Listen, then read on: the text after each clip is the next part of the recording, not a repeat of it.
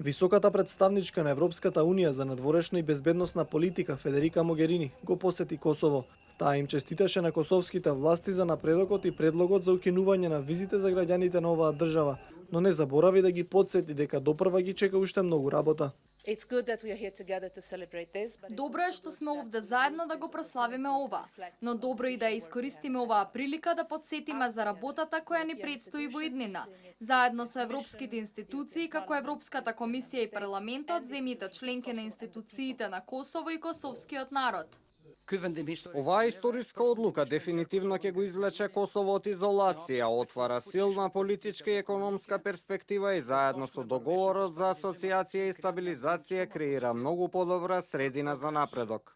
Доколку предлогот на Европската комисија биде усвоен, тоа ќе значи дека граѓаните на Косово ќе можат слободно да патуваат во 22 од 28 земји членки на Унијата, како и во Швајцарија и Норвешка. Европската Унија беше внимателна со воведувањето на визната либерализација, откако голем број косовци во последните 2 години заминаа во западноевропските земји со барање за азил. Сепак, според европските институции, сега Косово ги има зајакнато граничните контроли, воведе биометриски пасоши и се согласи сите одбиени азиланти да бидат вратени. 5 земји членки не го признаваат Косово, а тоа се Шпанија, Грција, Кипар, Романија и Словачка.